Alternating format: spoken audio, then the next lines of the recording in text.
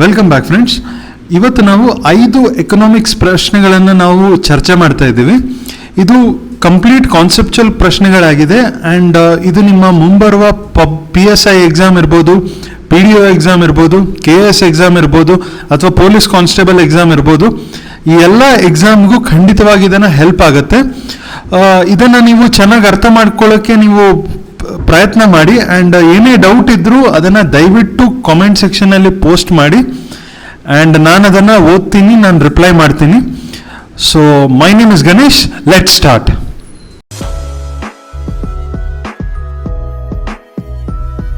ಮೊದಲನೇ ಪ್ರಶ್ನೆ, when development in economy takes place the share of tertiary sector in national income. ಆರ್ಥಿಕತೆ ಏನಿದೆ ನೋಡಿ, ಅದರಲ್ಲಿ ಅಭಿವೃದ್ಧಿ ಆದಾಗ ರಾಷ್ಟ್ರೀಯ ಆದಾಯದಲ್ಲಿ ತೃತೀಯ ಕ್ಷೇತ್ರದ ಪಾಲು ಏನಾಗುತ್ತೆ ಅಂತ. ಸೊ ಮೊದಲನೇ ಆಪ್ಷನ್ ಹೇಳ್ತಪ್ಪ ಅಂದರೆ first falls and then rises. ಅಂದರೆ ಇದೊಂದು ಗ್ರಾಫ್, ಅಂದರೆ ಇದು ಗ್ರಾಫ್ ಅಂತ ತಿಳ್ಕೊಳ್ಳಿ. ಇದು ಇನ್ಕಮ್ಮು, ಇದು ಟೈಮು, ಆಯಿತಾ. ಸೊ ಮೊದಲನೇ ಆಪ್ಷನ್ ಪ್ರಕಾರ ಮೊದಲು ಕಡಿಮೆ ಆಗಿ ನಂತರ ಹೆಚ್ಚತ್ತೆ ಅಂತ. ಇನ್ನೊಂದು ಮೊದಲು ಜಾಸ್ತಿ ಆಗಿ ಆಮೇಲೆ ಕಡಿಮೆ ಆಗುತ್ತೆ ಅಂತ. ಮೂರನೇದು ಅದು ಜಾಸ್ತಿ ಆಗ್ತಾನೇ ಹೋಗುತ್ತೆ ಅಂತ.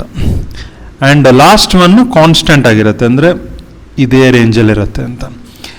ಸೊ ಇದು ಯಾಕೆ ಇಂಪಾರ್ಟೆಂಟ್ ಅಪ್ಪ ಅಂದರೆ, ಇಲ್ಲಿ ನೀವು 2 ಪ್ರಶ್ನೆಗಳ ಉತ್ತರವನ್ನು ನೀವು ಕಂಡುಹಿಡಿಬೋದು. ಒಂದು, ಟರ್ಷರಿ ಸೆಕ್ಟರ್ ಏನಾಗುತ್ತೆ ಅಂತ, ಅಂದರೆ ಸೇವೆಗಳೇನಿದೆ ನೋಡಿ ಅದೇನಾಗುತ್ತೆ ಎಕನಾಮಿ ಡೆವಲಪ್ಮೆಂಟ್ ಆಗ್ತಾ ಇದ್ದಾಗೆ. ಆಮೇಲೆ ನಿಮ್ಮ ಪ್ರಥಮ ಕ್ಷೇತ್ರ ಏನಿದೆ ನೋಡಿ, ಪ್ರೈಮರಿ ಸೆಕ್ಟರು, ಈ ಅಗ್ರಿಕಲ್ಚರ್ ಎಲ್ಲ ಬರುತ್ತಲ್ಲ, ಅದೇನಾಗ್ಬೋದು. ಇದು ಕೂಡ ನಿಮಗೆ ಇದೇ ಕ್ವಶನಿಂದ ಈ 2ಕ್ಕೂ ಉತ್ತರ ನಿಮ್ಗೆ ಸಿಗುತ್ತೆ. ಸೊ ಇಲ್ಲಿರೋ ಗ್ರಾಫನ್ನು ನೀವು ನೋಡಿ, ಇದು ನಾನು ಎಕನಾಮಿಕ್ ಸರ್ವೆಯಿಂದ ನಾನು ಈ ಗ್ರಾಫನ್ನು ತೆಗೆದಿದ್ದೀನಿ. ಇದು ಇಂಡಿಯಾದ ಇನ್ಕಮ್, ಇಲ್ಲಿ GDP ಪರ್ಸೆಂಟೇಜ್ ಕೊಟ್ಟಿದ್ದಾರೆ. GDP ಅಂದ್ರೆ ಏನು ಅಂತ ನಾನು ನೆಕ್ಸ್ಟ್ ವಿಡಿಯೋನಲ್ಲಿ ನಾನು ಡೀಟೇಲ್ ಆಗಿ ಎಕ್ಸ್ಪ್ಲೇನ್ ಮಾಡ್ತೀನಿ. ಆ ವಿಡಿಯೋ ನೀವು ನೋಡಿದರೆ GDPಯಲ್ಲಿ ಯಾವುದೇ ಪ್ರಶ್ನೆ ಕೇಳಿದ್ರು ನೀವು 100% ಆಗಿ ನೀವು ಅದನ್ನು ಉತ್ತರ ಕೊಡ್ತೀರಿ. ಸೊ ಅದನ್ನು ಅಪ್ಲೋಡ್ ಮಾಡ್ತೀನಿ, ತಪ್ಪದೆ ನೀವು ನೋಡಿ, ಬರೋ ದಿನಗಳಲ್ಲಿ ಅಪ್ಲೋಡ್ ಮಾಡ್ತೀನಿ ನಾನು.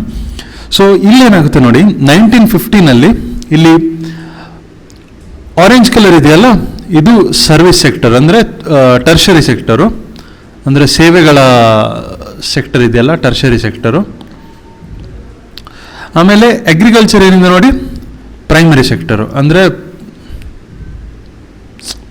ಹ್ಯಾಂಡ್ ರೈಟಿಂಗ್ ಸ್ವಲ್ಪ, ಇದು ಪ್ರೈಮರಿ ಸೆಕ್ಟರು, ಆಯಿತಾ. ಸೊ ಇಲ್ಲೇನಾಗ್ತಿದೆ ನೋಡಿ, 1950ನಲ್ಲಿ ಅಗ್ರಿಕಲ್ಚರ್ದು 50% ಇತ್ತು. 50%ಇಂದ ಇಳಿದು ಇವಾಗ 2010ರಲ್ಲಿ 14% ಮಾತ್ರ ಇದೆ. ಆ್ಯಂಡ್ ಮೂರನೇದೇನಿದೆ ನೋಡಿ, ಸರ್ವಿಸ್ ಸೆಕ್ಟರು 30% ಇತ್ತು 1950ನಲ್ಲಿ. 2010ನಲ್ಲಿ 59% ಆಗಿದೆ. ಸೊ ಇಲ್ಲಿ ನೀವು 2 ಪ್ರಶ್ನೆಗಳಿಗೆ ನಿಮ್ಗೆ ಉತ್ತರ ಕಂಡುಕೊಂಡ್ರಿ. ನೀವು ಎಕಾನಮಿ ಡೆವಲಪ್ ಆಗ್ತಾ ಇದ್ದ ಹಾಗೆ ಅಗ್ರಿಕಲ್ಚರ್ ಕಾಂಟ್ರಿಬ್ಯೂಷನ್ ಏನಿದೆ ನೋಡಿ ಕಡಿಮೆ ಆಗ್ತಾ ಬರುತ್ತೆ. ಸರ್ವಿಸ್ ಸೆಕ್ಟರ್ ಅಂದರೆ ಸೇವೆಗಳ ಏನು ಕಾಂಟ್ರಿಬ್ಯೂಷನ್ ಏನಿದೆ ಜಾಸ್ತಿ ಆಗ್ತಾ ಹೋಗುತ್ತೆ. ಸೊ ಇಲ್ಲಿ ಸರಿಯಾದ ಉತ್ತರ ಕೀಪ್ಸ್ ಆನ್ ಇನ್ಕ್ರೀಸಿಂಗ್, ಅಂದರೆ ಹೆಚ್ಚುತ್ತಲೇ ಇರುತ್ತದೆ. ಸೊ ಇದನ್ನು ದಯವಿಟ್ಟು ನೆನ್ಪಿಟ್ಕೊಳ್ಳಿ, ಇದು ತುಂಬ ಇಂಪಾರ್ಟೆಂಟ್ ಕಾನ್ಸೆಪ್ಟು. ಬರೋ ಲೆಸನ್ನಲ್ಲಿ ನಿಮಗೆ ಇನ್ನೂ ಚೆನ್ನಾಗಿ ಅರ್ಥ ಆಗುತ್ತೆ ಇದ್ರ ಬಗ್ಗೆ. ಸೊ ಇಲ್ಲಿ ಆನ್ಸರು ಸಿ, ಹೆಚ್ಚುತ್ತಲೇ ಇರುತ್ತದೆ. ಇನ್ನು next question, in India tertiary sector includes. Tertiary sector ಅಂದರೆ ನಿಮ್ಮ ತೃತೀಯ ವಲಯ ಏನಿದೆ ನೋಡಿ ಸೇವೆಗಳದ್ದು, ಅದರಲ್ಲಿ ಏನೆಲ್ಲ ಇನ್ಕ್ಲೂಡ್ ಆಗಿದೆ ಅಂತ ಕೌಂಟ್ ಮಾಡೋಕ್ಕೆ, ಆಯಿತಾ. ಮೊದಲನೇ ಆಪ್ಷನ್ನು ಟ್ರೇಡ್ ಆ್ಯಂಡ್ ಟ್ರಾನ್ಸ್ಪೋರ್ಟ್, ಅಂದರೆ ವ್ಯಾಪಾರ ಮತ್ತು ಸಾರಿಗೆ. ಸೊ ಟ್ರೇಡಲ್ಲಿ ಏನಾಗುತ್ತೆ, ಮಾರಾಟ ಆಗ್ತಾ ಇರುತ್ತೆ ಅಲ್ವಾ, ಬೈಯಿಂಗ್ ಆ್ಯಂಡ್ ಸೆಲ್ಲಿಂಗು. ಟ್ರಾನ್ಸ್ಪೋರ್ಟ್ ಅಂದರೆ ಒಂದು ಜಾಗದಿಂದ ಇನ್ನೊಂದು ಜಾಗಕ್ಕೆ ಡಿಸ್ಟ್ರಿಬ್ಯೂಷನ್ ನಡೆಸುತ್ತೆ ನೋಡಿ, ಅದು. ಸೊ ಇದು ಸರ್ವಿಸೇ, ಇದು ಒಂಥರ ಸೇವೆನೇ ಟ್ರಾನ್ಸ್ಪೋರ್ಟು. ಡ್ರೈವರ್ ಏನು ಮಾಡ್ತಾನೆ, ಯಾರೋ ಒಬ್ಬರು ಮ್ಯಾನುಫ್ಯಾಕ್ಚರ್ ಮಾಡಿದ ಗೂಡ್ಸನ್ನು ಅಥವಾ ಸಾಮಾನನ್ನು, ಸರಕುಗಳನ್ನು ಈ ವ್ಯಾಪಾರಿಗಳಿಗೆ ತಲುಪಿಸ್ತಾರೆ. ಸೊ ಇದು ಆಬ್ವಿಯಸ್ಲಿ ಸೇವೆ ಅಲ್ವಾ. ಸೊ ಇದಂತೂ ಫಸ್ಟ್ ಆಪ್ಷನ್ ಅಂತೂ ಖಂಡಿತ. ಆ್ಯಂಡ್ ಈ ಥರ ಒಬ್ಜೆಕ್ಟಿವ್ ಕ್ವಶನ್ಸ್ ನೀವು ಸಾಲ್ವ್ ಮಾಡಬೇಕಾದ್ರೆ ದಯವಿಟ್ಟು ಎಲಿಮಿನೇಷನ್ ಅಪ್ರೋಚನ್ನು ಯೂಸ್ ಮಾಡಿ. ಸೊ ಇವಾಗ ಫಸ್ಟ್ ಆಪ್ಷನ್ ಖಂಡಿತ ಕರೆಕ್ಟು ಅಲ್ವಾ. ಸೊ ಇಲ್ಲಿ ನೋಡಿ, ಇಲ್ಲಿ ಫಸ್ಟ್ ಆಪ್ಷನ್ ಇಲ್ಲ, ಸೊ ಇದನ್ನು ಸ್ಟ್ರೈಕ್ಔಟ್ ಮಾಡಿ. ಇಲ್ಲೂ ಫಸ್ಟ್ ಆಪ್ಷನ್ ಇಲ್ಲ, ಸ್ಟ್ರೈಕ್ಔಟ್ ಮಾಡಿ. ಸೊ ಇವಾಗ ಈ ಆಪ್ಷನ್ ಎರಡೇ ಉಳಿದಿದೆ. ಇಲ್ಲಿ ನಿಮಗೆ ಪ್ರೊಬ್ಯಾಬಿಲಿಟಿ ಏನಿದೆ ನೋಡಿ, ಸರಿಯಾಗೋ ಪ್ರೊಬ್ಯಾಬಿಲಿಟಿ 50% ಆಯಿತು ಅಲ್ವಾ. ಸೊ ಇವಾಗ ಇನ್ನೂ ಕಾನ್ಫಿಡೆಂಟ್ಲಿ ನೀವು ಇದನ್ನು ಉತ್ತರ ಕೊಡ್ಬೋದು. ಮೂರನೇ ಆಪ್ಷನ್ ನೋಡಿ, ಫಾರೆಸ್ಟ್ರಿ ಆ್ಯಂಡ್ ಫಿಶಿಂಗ್. ಇಲ್ಲೇನಿದೆ ನೋಡಿ, ನಿಸರ್ಗದಿಂದ ಡೈರೆಕ್ಟಾಗಿ ಇವರು ಮೀನನ್ನು ಹಿಡಿತಾರೆ ಅಲ್ವಾ. ಇವಾಗ ಒಬ್ಬ ವ್ಯಕ್ತಿ ಇದ್ದಾನೆ, ಅವನೇನು ಮಾಡ್ತಾನೆ, ಕೆರೆಯಿಂದ ಮೀನು ಹಿಡಿತಾನೆ ಅಲ್ವಾ, ಕೆರೆಯಿಂದ ಮೀನು ಹಿಡಿತಾನೆ. ಸೊ ಈ ಮೀನೇನಿದೆ ನೋಡಿ, ನಿಸರ್ಗದಿಂದ ಡೈರೆಕ್ಟಾಗಿ ಬರ್ತಾ ಇದೆ. ಸೊ ಪ್ರೈಮರಿ ಸೆಕ್ಟರ್ ಆಯಿತು ಅಲ್ವಾ. ಇಲ್ಲಿ ಕೇಳಿರೋದು ಟರ್ಷರಿ ಸೆಕ್ಟರು. ಸೊ ಇದನ್ನು ಸೇಫ್ಲಿ ಆಪ್ಷನ್ ಮಾಡಿ, ಎಲಿಮಿನೇಟ್ ಮಾಡಿ. ಸೊ ಇಲ್ಲಿ ಥರ್ಡ್ ಅಂತೂ ಎರಡರಲ್ಲೂ ಇಲ್ಲ. ಸೊ ಆಬ್ವಿಯಸ್ಲಿ ನಿಮ್ಗೆ ಸೆಕೆಂಡನ್ನೇ ನೀವು ಕಂಪೇರ್ ಮಾಡಬೇಕು. ಇವಾಗ ಫೈನಾನ್ಸ್ ಆ್ಯಂಡ್ ರಿಯಲ್ ಎಸ್ಟೇಟ್. ಇವಾಗ ನೋಡಿ, ದುಡ್ಡು ಫೈನಾನ್ಸ್ ಎಲ್ಲಿರುತ್ತೆ, ಎಲ್ಲಿ ನಡೆಯುತ್ತೆ, ಫೈನಾನ್ಸ್ ಇರೋ ಕೆಲಸ ಎಲ್ಲ ಹೆಚ್ಚಾಗಿ ಬ್ಯಾಂಕ್ಗಳಲ್ಲಿ ನಡೆಯುತ್ತೆ ಅಲ್ವಾ. ಸೊ ಬ್ಯಾಂಕ್ ಏನು, ಸರ್ವಿಸ್ ಸೆಕ್ಟರು. ರಿಯಲ್ ಎಸ್ಟೇಟ್ ಅಂದ್ರೇನು, ಯಾವನೊಬ್ಬ ಇವಾಗ ನಿಮಗೆ ಒಂದು ಮನೆ ಬೇಕು ಅಥವಾ ಒಂದು ಜಾಗ ಬೇಕು ಅಂತ ಇದ್ದರೆ ರಿಯಲ್ ಎಸ್ಟೇಟ್ ಬ್ರೋಕರ್ ಹತ್ರ ಹೋಗಿ ಅವನಿಗೆ ದುಡ್ಡು ಕೊಟ್ಟು, ಅವನು ಯಾರು ಮಾರಾಟಗಾರ ಯಾರು ಇರ್ತಾರೆ ನೋಡಿ, ಅವನನ್ನು ಕಂಡಿಡಿದು ನಿಮಗೆ ತಲುಪಿಸ್ತಾನೆ. ನಿಮ್ಮಿಬ್ಬರನ್ನು ಮೀಟ್ ಮಾಡಿಸಿ ಡೀಲ್ ಮಾಡಿಸ್ತಾನೆ ಅಲ್ವಾ. ಸೊ ಇಲ್ಲೇನಾಗ್ತದೆ, ಲ್ಯಾಂಡ್ ಓನರ್ಶಿಪ್ ಏನಿದೆ ಒಬ್ಬರಿಂದ ಇನ್ನೊಬ್ರಿಗೆ ಹೋಗ್ತಾ ಇದೆ. ಸೊ ಅದು ಕೂಡ ಸೇವೆನೇ ಅಲ್ವಾ. ಸೊ ಇಲ್ಲಿ ಫಸ್ಟ್ ಆ್ಯಂಡ್ ಸೆಕೆಂಡು ಕರೆಕ್ಟ್ ಉತ್ತರ. ಸೊ ಇಲ್ಲಿ ಸರಿಯಾದ ಉತ್ತರ 1 and 2 ಓನ್ಲಿ ಆಯಿತಾ. ಇಲ್ಲಿ ತಪ್ಪಾಗಿದೆ, ಇದು ABCD ಆಗಬೇಕು. ABCD ನಾನು ಟೈಪ್ ಮಾಡಬೇಕಾದ್ರೆ ಮಿಸ್ಟೇಕ್ ಮಾಡಿದ್ದೀನಿ, very sorry. Next question, mixed economy means ಆಯಿತಾ. ಇದನ್ನು ನಾನು ಡೈರೆಕ್ಟಾಗಿ ಎಕ್ಸ್ಪ್ಲೇನ್ ಮಾಡಿದ್ದೀನಿ. ಈ ವಿಡಿಯೋವಿನ ಲಿಂಕ್ ಏನಿದೆ ನೋಡಿ, ನಾನು ಇಲ್ಲಿ ಐ ಬಟನನ್ನು ನೀವು ಕ್ಲಿಕ್ ಮಾಡಿದರೆ ಸಿಗುತ್ತೆ. ದಯವಿಟ್ಟು ಅದನ್ನು ನೋಡ್ಕೊಳ್ಳಿ, ನೋಡದೇ ಇದ್ದವರು. ಸೊ ಮಿಕ್ಸ್ಡ್ ಎಕಾನಮಿ ಅಂದರೆ ಮಿಶ್ರ ಆರ್ಥಿಕತೆ ಏನು. ಇಲ್ಲಿ ಸರಿಯಾದ ಉತ್ತರ option B, public sector along with private sector in national economy ಆಯಿತಾ. ಇಲ್ಲಿ ಕೃಷಿ ಮತ್ತು ಉದ್ಯಮ ಸಮಾನ ಪ್ರಾಮುಖ್ಯತೆ ನೀಡುವುದಲ್ಲ, ಇದು ತಪ್ಪು ಉತ್ತರ. ಇಲ್ಲಿ ರಾಷ್ಟ್ರೀಯ ಆರ್ಥಿಕತೆಯಲ್ಲಿ ಸ್ವದೇಶಿಯ ಭಾರಿ ಪ್ರಮಾಣದಲ್ಲಿ ಜಾಗತೀಕರಣವನ್ನು ವರ್ಗಾಯಿಸಲಾಗುತ್ತದೆ, ಇದು ತಪ್ಪು. ಆ್ಯಂಡ್ ಆರ್ಥಿಕ ಯೋಜನೆ ಮತ್ತು ಅಭಿವೃದ್ಧಿಯಲ್ಲಿ ಕೇಂದ್ರ ಮತ್ತು ರಾಜ್ಯಗಳ ಸಮಾನ ಪಾಲುದಾರರಾಗಿದ್ದಾರೆ, ಇದು ತಪ್ಪು. ಈ ಆಪ್ಷನ್ ಇದೆಯಲ್ಲ, ಇದು ಕೇಳ್ಬೋದು ಎಕ್ಸಾಮಲ್ಲಿ. ಇದನ್ನು ಕೋಆಪರೇಟಿವ್ ಫೆಡರಲಿಸಮ್ ಅಂತಾರೆ ಆಯಿತಾ. ಸೊ ಈ ಟರ್ಮನ್ನು ಕೂಡ ನೆನ್ಪಿಟ್ಕೊಳ್ಳಿ ನೀವು, ಕೋಆಪರೇಟಿವ್ ಫೆಡರಲಿಸಮ್. ಇದು ನರೇಂದ್ರ ಮೋದಿಯವರ ಸರ್ಕಾರ ಇದನ್ನು ಸಿಕ್ಕಾಪಟ್ಟೆ ಪ್ರಮೋಟ್ ಮಾಡ್ತಾಯಿದೆ. ಸೊ ಎಕ್ಸಾಮಲ್ಲಿ ಇದನ್ನು ಕೇಳ್ಬೋದು ಆಯಿತಾ. ಇದು ಬೇಸಿಕ್ಲಿ ಪಾಲಿಟಿಯಲ್ಲಿ ಬರುತ್ತೆ, ಪೊಲಿಟಿಕಲ್ ಸೈನ್ಸ್ ಏನಿದೆ ನೋಡಿ, ಪಾಲಿಟಿ ಅದ್ರಲ್ಲಿ ಬರುತ್ತೆ. ಸೊ ಬಟ್ ಇದನ್ನು ನೆನ್ಪಿಟ್ಕೊಳ್ಳಿ ನೀವು. ಇಲ್ಲಿ ಸರಿಯಾದ ಉತ್ತರ ಬಿ, ಥರ್ಡ್ ಆಪ್ಷನ್ ಆಯಿತಾ. Next question, the Indian economy is characterised by. So ನೋಡಿ, ಇಂಥ ಕ್ವಶನಲ್ಲಿ ನಿಮಗೇನು ಗೊತ್ತಿಲ್ಲ ಅಂದರೆ ನೀವು ನಿಮ್ಮ ಕಾಮನ್ ಸೆನ್ಸನ್ನು ನೀವು ಇಂಪ್ಲಿಮೆಂಟ್ ಮಾಡಬೇಕಾಯ್ತಾ. ಈ ಕಾಮನ್ ಸೆನ್ಸನ್ನು ನೀವು ಅಪ್ಲೈ ಮಾಡಬೇಕು.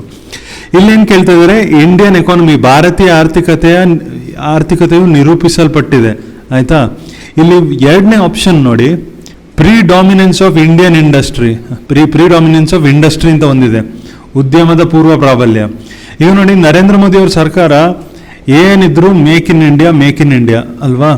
ಮೇಕ್ ಇನ್ ಇಂಡಿಯಾ ಏನು ಮಾಡ್ತಾ ಇದೆ, ಎಲ್ಲ ಫಾರಿನರ್ಸ್ ಹತ್ರ ಏನು ಹೇಳ್ತಾ ಇದ್ದಾರೆ ಅಂದರೆ, ನೀವು ನಮ್ಮ ದೇಶಕ್ಕೆ ಬನ್ನಿ, ನಮ್ಮ ದೇಶದಲ್ಲೇ ಇಂಡಸ್ಟ್ರಿನ ಸೆಟ್ ಮಾಡಿ ಇಲ್ಲೇ ಮ್ಯಾನುಫ್ಯಾಕ್ಚರ್ ಮಾಡಿ ಅಂತ ಆಯಿತಾ. ಸೊ ಮೇಡ್ ಇನ್ ಇಂಡಿಯಾ ಮಾಡಬೇಕು ಎಲ್ಲ ಪ್ರಾಡಕ್ಟ್ಸನ್ನು ಅಂತ. ಸೊ ಇಂಡಸ್ಟ್ರಿ ಆಲ್ರೆಡಿ ಡಾಮಿನೆನ್ಸಲ್ಲಿದ್ದರೆ ಇಂಥ ಸ್ಕೀಮನ್ನು ತರ್ತಾರಾ, ಇಲ್ಲ ತಾನೆ. ಸೊ ಇದು ಖಂಡಿತ ತಪ್ಪು, ಪ್ರಿಡಾಮಿನೆನ್ಸ್ ಆಫ್ ಇಂಡಸ್ಟ್ರಿ ಇಲ್ಲ. ಸೆಕೆಂಡ್ ಆಪ್ಷನ್ ಎಲಿಮಿನೇಟ್ ಮಾಡಿದ ಕೂಡಲೇ ಇಲ್ಲಿ ಒಂದೇ ಒಂದು ಆಪ್ಷನ್ ಇರೋದು ಅಲ್ವಾ. ಸೊ ಇಲ್ಲಿ ನೀವು ಉಳಿದ ಆಪ್ಷನ್ ನೋಡಬೇಕು ಅಂತಲೂ ಇಲ್ಲ, ಸೀದಾ ಎಲಿಮಿನೇಟ್ ಮಾಡಿ option number 4, this is the right answer. ಇನ್ನು 5ನೇ ಕ್ವಶನ್ ನಾನೇ ಫ್ರೇಮ್ ಮಾಡಿದ್ದೀನಿ. Veerappan kills elephants and sells its tusks to smugglers and earns 10 lakh rupees. ಅಂದರೆ ವೀರಪ್ಪನ್ ಏನು ಮಾಡ್ತಾನೆ, ಆನೆಗಳನ್ನ ಕೊಂದು ಅದರ ದಂತಗಳನ್ನು ಕಳ್ಳ ಸಾಗಾಣಿಕೆ ಮಾಡಿಕೊಂಡು 10 ಲಕ್ಷ ದುಡಿದ್ರೆ ಅದು ದುಡಿಮೆನಾ ಅಂತ, ಅಂದರೆ ಯಾವ ಉದ್ಯೋಗದ ಕೆಳಗಡೆ ಬರುತ್ತೆ ಅಂತ ಆಯಿತಾ. ಇಲ್ಲಿ ಒಂದು ಕಾನ್ಸೆಪ್ಟನ್ನು ನೀವೇನು ಅರ್ಥ ಮಾಡ್ಕೋಬೇಕಂದ್ರೆ, ಪ್ಯಾರಲಲ್ ಎಕಾನಮಿ ಆಯಿತಾ. ಪ್ಯಾರಲಲ್ ಎಕಾನಮಿ ಅಂದರೆ ಇಲ್ಲಿ ಕಳ್ಳತನ ಆಯಿತು ಆಯಿತಾ, ಕಳ್ಳತನ, ಆಮೇಲೆ ಬ್ಲ್ಯಾಕ್ ಮನಿ ಬ್ಲ್ಯಾಕ್ ಮನಿ ಅಂದರೆ ಕಪ್ಪು ದುಡ್ಡು ಗೊತ್ತಲ್ಲ, ಡಿಮಾನಿಟೈಸೇಷನ್ ಮಾಡಿದ್ರಲ್ಲ ಅದನ್ನೇ ಬ್ಲ್ಯಾಕ್ ಮನಿ. ಆಮೇಲೆ ಟೆರರ್ ಫಂಡಿಂಗು, ಅಂದರೆ ಈ ಟೆರರಿಸ್ಟ್ಗಳಿಗೆ ದುಡ್ಡನ್ನೆಲ್ಲ ಕೊಡ್ತಾರಲ್ಲ ಅದು. ಆ್ಯಂಡ್ ಉಳಿದ ಸ್ಮಗ್ಲಿಂಗ್ ಆ್ಯಕ್ಟಿವಿಟೀಸ್ ಆಯಿತು, ಅಥವಾ ಎನಿಥಿಂಗ್ ಇಲ್ಲಿಗಲ್ ಆಯಿತಾ, ಸ್ಮಗ್ಲಿಂಗು, ಎನಿ ಇಲ್ಲಿಗಲ್ ಆ್ಯಕ್ಟಿವಿಟೀಸ್. ಇದನ್ನು ಈ ಇಲ್ಲಿಗಲ್ ಆ್ಯಕ್ಟಿವಿಟೀಸ್ ಇದೆಯಲ್ಲ, ಇಲ್ಲಿಗಲ್ ಆ್ಯಕ್ಟಿವಿಟೀಸು ಇಲ್ಲಿಂದ ಬಂದ ದುಡ್ಡು ಏನಿದೆ ನೋಡಿ, ಇದನ್ನು ಪ್ಯಾರಲಲ್ ಎಕಾನಮಿ ಅಂತ ನಾವು ಕನ್ಸಿಡರ್ ಮಾಡ್ತೀವಿ. ಇದನ್ನು ಇದಿಷ್ಟು ದುಡ್ಡನ್ನು ನಾವು ಎಕಾನಮಿಯಲ್ಲಿ ಕನ್ಸಿಡರ್ ಮಾಡಲ್ಲ. ಅಂದರೆ ನಮ್ಮ GDP ಅಲ್ಲಿ ಅದರ ಕ್ಯಾಲ್ಕುಲೇಷನ್ ಮಾಡಲ್ಲ ನಾವು. ಬಟ್ ನಾನು ನಿಮಗೊಂದು ಫ್ಯಾಕ್ಟ್ ಹೇಳ್ತೀನಿ, ಈ ಪ್ಯಾರಲಲ್ ಎಕಾನಮಿಯಲ್ಲಿ ಏನು ದುಡ್ಡು ಆ ಕಡೆ ಈ ಕಡೆ ಹೋಗುತ್ತಲ್ಲ, ಈ ಹವಾಲಾ ಆಯಿತು, ಹವಾಲಾ ಕೂಡ ಪ್ಯಾರಲಲ್ ಎಕಾನಮಿಯಲ್ಲೇ ಬರುತ್ತೆ. ಸೊ ಈ ಎಕಾನಮಿ GDPಗಿಂತನೂ ಜಾಸ್ತಿ ಮೊತ್ತ ದುಡ್ಡು ಇದರಲ್ಲಿದೆ ಆಯಿತಾ. ಇದೊಂದು ಕಟು ಸತ್ಯ ಆಯಿತಾ. ಸೊ ಇದು ನಿಮ್ಗೆ ಗೊತ್ತಿರಲಿ. ಸೊ ಇಲ್ಲಿ ಸರಿಯಾದ ಉತ್ತರ ನನ್ ಆಫ್ ದಿ ಅಬೋವ್. ಯಾಕಂದರೆ ವೀರಪ್ಪನ್ ಏನಿದ್ರು ಅವ್ನು ಕಳ್ಳ ಅಲ್ವಾ. ಸೊ ಅವನ ಇನ್ಕಮ್ ಏನಿದೆ ನೋಡಿ, ಇದು ಕ್ಯಾಲ್ಕುಲೇಟ್ ಆಗಲ್ಲ. ಇನ್ನೊಂದು ಏನಿದೆ ಅಂದರೆ ಕೇರ್ ಎಕಾನಮಿ ಆಯಿತಾ. ಕೇರ್ ಎಕಾನಮಿ ಅಂದರೆ ಏನಪ್ಪ ಅಂದರೆ, ಇವಾಗ ಬೆಸ್ಟ್ ಎಕ್ಸಾಂಪಲ್ ಅಂದರೆ ನಿಮ್ಮಮ್ಮ ಮನೆಯಲ್ಲಿ, ನಿಮ್ಮಮ್ಮ ಎಲ್ಲಾದರೂ ಹೊರಗಡೆ ಏನಾದರೂ ಕೆಲಸ ಮಾಡ್ತಾಯಿದ್ರೆ, ಯಾವುದಾದ್ರೂ ಜಾಬಲ್ಲಿದ್ದರೆ ಅದರಲ್ಲಿ ಬರೋ ಇನ್ಕಮ್ ಏನಿದೆ ನೋಡಿ, ಅದು ಕೌಂಟ್ ಆಗುತ್ತೆ, GDPಯಲ್ಲಿ ಕೌಂಟ್ ಆಗುತ್ತೆ. ಆದರೆ ಮನೆ ಒಳಗಡೆ ಅವರು ಅಡಿಗೆ ಮಾಡ್ತಾರೆ ಅಲ್ವಾ, ಮನೆ ಸ್ವಚ್ಛ ಇಡೋಕ್ಕೆ ಹೆಲ್ಪ್ ಮಾಡ್ತಾರೆ, ಇಂಥ ಕೆಲಸಗಳು ಆ್ಯಕ್ಚುಲಿ ನೋಡಿದ್ರೆ ಅವರು ಅದಕ್ಕೂ ದುಡ್ಡು ಕೊಡಬೇಕಲ್ವಾ, ಅದು ಒಂಥರ ಸೇವೆನೇ. ಬಟ್ ಅದು ಕ್ಯಾಲ್ಕುಲೇಟ್ ಮಾಡೋ ಹಾಗಿಲ್ಲ, GDPಯಲ್ಲಿ ಕ್ಯಾಲ್ಕುಲೇಷನ್ ಆಗಲ್ಲ. ಸೊ ಇಂಥ ಒಂದು ಆ್ಯಕ್ಟಿವಿಟಿ ಏನಿದೆ ನೋಡಿ, ಇದು ಕೇರ್ ಎಕಾನಮಿಯಲ್ಲಿ ಬರುತ್ತೆ ಆಯಿತಾ. ಸೊ GDPಯ ಒಂದು ನೆಗೆಟಿವ್ ಆಸ್ಪೆಕ್ಟ್ ಏನಪ್ಪ ಅಂದರೆ, ಅದು ಕೇರ್ ಎಕಾನಮಿಯಲ್ಲಿರೋದನ್ನು ಅದು ಕ್ಯಾಲ್ಕುಲೇಟ್ ಮಾಡಲ್ಲ, ಆ್ಯಂಡ್ ಪ್ಯಾರಲಲ್ ಎಕಾನಮಿಯದ್ದು ಅದು ಕ್ಯಾಲ್ಕುಲೇಷನ್ ಮಾಡಲ್ಲ. ಸೊ ಈ 5 ಪ್ರಶ್ನೆಗಳು ಹೇಗಿತ್ತು ಅಂತ ದಯವಿಟ್ಟು ಕಾಮೆಂಟ್ ಸೆಕ್ಷನಲ್ಲಿ ಹಾಕಿ. ಇದು ಕಷ್ಟ ಇದೆ ಅಂತ ತುಂಬ ಜನ ಹೇಳಿದರು. ನನಗೆ ಗೊತ್ತಿಲ್ಲ, ಇವಾಗ ಈ 5 ಕ್ವಶನ್ನ ಎಕ್ಸ್ಪ್ಲನೇಷನ್ ನೋಡಿದ ಮೇಲೆ ನಿಮಗೆ ಇದು ಕಷ್ಟ ಅನ್ನಿಸ್ತಾ ಇಲ್ವಾ ಅಂತ ಏನು ಅಂತ ನೀವು ದಯವಿಟ್ಟು ಇದನ್ನು ಕಮೆಂಟ್ ಸೆಕ್ಷನಲ್ಲಿ ಹಾಕಿ. ಆ್ಯಂಡ್ ಮುಂಬರೋ ದಿನದಲ್ಲಿ ಎಕನಾಮಿಕ್ಸ್ ಕ್ವಶನ್ಸ್ ಬೇಕಾ ಅಥವಾ ಲೆಸನ್ ಬೇಕಾ ಅದನ್ನು ಕೂಡ ಹಾಕಿ. ನಾನು ನೋಡ್ತೀನಿ, ನಾನು ಫ್ರೀ ಇದ್ದಾಗ ನಾನು ಕ್ವಶನ್ಸನ್ನು ನಾನು ಅಪ್ಲೋಡ್ ಮಾಡ್ತೀನಿ. ಬಟ್ ನೀವು ಹೇಳಿದರೆ ಮಾತ್ರ ನಾನು ಅಪ್ಲೋಡ್ ಮಾಡ್ತೀನಿ ಅಷ್ಟೇ. ಓಕೆ, ಸೊ ಇವತ್ತಿಗಿಷ್ಟೇ. ಜೈ ಹಿಂದ್, ಜೈ ಕರ್ನಾಟಕ.